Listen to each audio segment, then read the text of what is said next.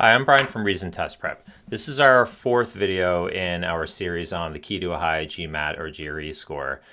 And if you've already seen some of the other videos, then you'll already know what the key is. It's an understanding that the GMAT and the GRE are tests of quantitative and verbal reasoning with an emphasis on reasoning. And like I've said in the other videos, content mastery is definitely important as well. But quantitative and verbal reasoning are more important, and you're not going to achieve a top score without those things. So if you haven't already watched the other videos, it might be good to go and watch those, in particular the first one where I got a little bit more into the specifics of all this. But if you've already watched those videos, and this is just yet another example of how you can apply some of those ideas to the questions that you're seeing on the tests, GMAT and GRE. So we're going to take a look at a question here, and in the other videos, if you've watched those already, we really talked a lot about being tangible and trying to make things more familiar, and there was a lot more sort of pattern recognition, although there's a little bit of an element of that in this question too. Pattern recognition is just something that's useful on both tests, on a lot of these questions, in a way that's a big part of what quantitative reasoning really is, I would say. But anyway, I think this is a great example of where you do need a certain amount of content, I would say, to be able to handle a question like this, but not much. And you could easily have more content than you want and then go in completely the wrong direction. So for example, most people look at this question and they understand it's a compound interest question basically, and then their mind immediately goes to, oh, what's a compound interest formula? I know I studied this. What is it? And yeah, not only do you not need the compound interest formula for this, but trying to use it would be fruitless. I mean, even on the GRE where you have a calculator, this would be very hard to do, just using the compound interest formula. It's doable, but it's not great. So that's not a great way to do it. Now, okay, well then what content do you need? I mean, you do have to have a basic understanding of how compound interest works, I would say, in order to be able to do what I'm about to show you here. But that's very basic, and I think a lot of people have that understanding without studying for the GMAT or the GRE and learning the compound interest formula. So before I get into that, let me just lay out a couple of principles.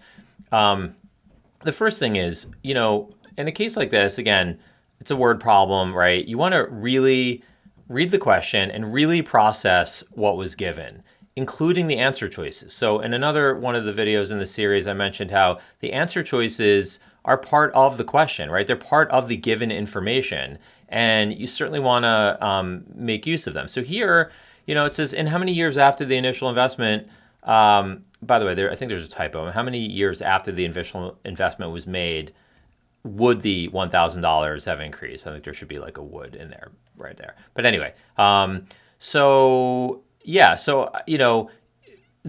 it's a certain number of years after the initial investment that you're going to get to $8,000, right? Now, if you look carefully, one thing to notice is that these are nice clean numbers, right? It's not 16.5 years or 20 and a third years, right? They're integers. So, the answer, and then you can check and say, well, does it say roughly or approximately? And no, it doesn't. So if it doesn't say that, then, it's going to land directly on one of those.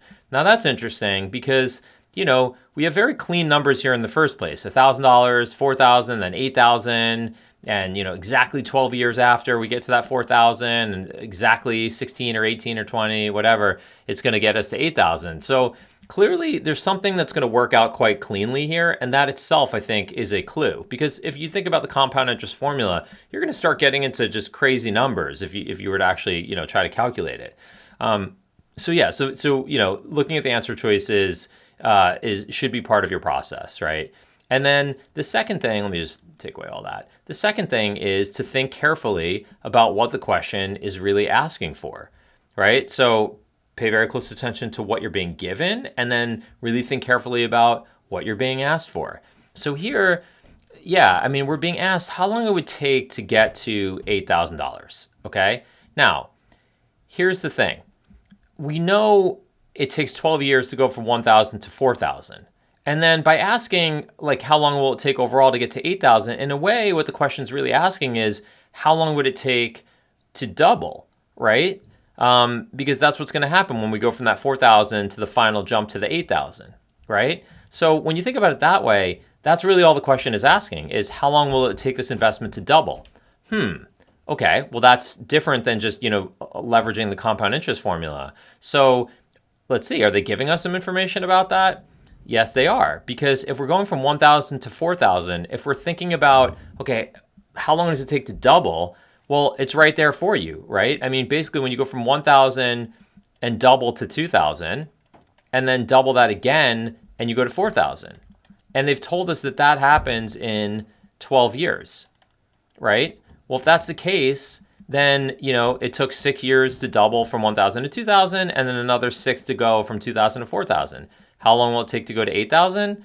Another 6 years, right? So the answer is just 18. It's going to take 18 years total to go from 1,000 to 8,000. That's it. Again, you could honestly just do that in your head. And this is yet another example of, the importance of reasoning and the, kind of non-importance or, less significance of, content. Now, having said that, you do have to understand that compound interest is about doubling, right? That it's not like on a linear progression, because some people, I've done this question with lots of students, and some people think, oh, well, it goes from 1,000 to 4,000. That's a $3,000 increase.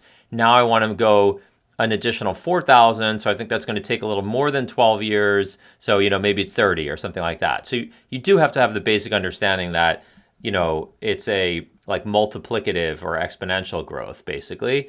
And so without that, I think obviously it would be hard to do this, but that's really it, right? You don't need the compound interest formula. And if you go in that direction, you're just not going to get the question right. I mean, again, there are ways to do it that way, but, they are much more time consuming, much more difficult. And this is just right there for the taking. So, now I want to just kind of end this video by talking about, all right, what do you do with this? How can you incorporate this into your practice? Well, one thing you need to understand is that, actually, let me start with the first thing. The first thing is, you want to be deliberate in your practice and really reflect on your approach. So let's say you did this question, and let's say maybe you got it right with some other way, or you got it wrong, but you were going in the wrong direction. Well, you really want to be very careful and thoughtful about how you could do this differently the next time around.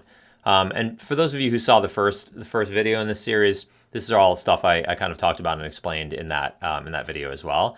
But I'm making a point about it here for a reason. So that's the first thing. The second thing is to seek out effective and creative solutions, because, if you don't have that, then you don't know what you're missing, right? So you might think, oh my God, I should have just known the compound interest formula. And that's what I saw in the solution. So yeah, I guess I need to study that formula. Obviously, you need to be exposed to other ways of doing these questions in order to understand what you could be doing differently and maybe what you're missing. So the reason I'm bringing that up here is that the official explanation for this question is algebraic and basically using the compound interest formula, but there's a way to solve it without actually, fully calculating it. But it's very hard. In fact, in all my years, I don't think I've ever seen anyone. I'm pretty sure I've never seen anyone even try to do it that way. The way that can actually get you there using the compound interest formula. And I've definitely never seen anyone actually solve it that way. So, and yet that's what they're showing in the solution. So obviously it's not going to be very helpful if that's what you're seeing. And then you're thinking, oh, okay, I guess, man, I got to work on algebra. So it's important that you seek out effective and creative solutions, let's say. And then the last thing, I've said this in every one of these videos, is just make sure that you come into your practice having the right mentality and align yourself with what the GMAT and GRE are meant to reward, and that is reasoning, right? So that just has to be your operating system, basically, when you're practicing questions. Okay, I hope you found this video helpful. If so, please feel free to subscribe. And if you know of anyone else who you think might find it helpful, please feel free to share it with them. Thanks for watching.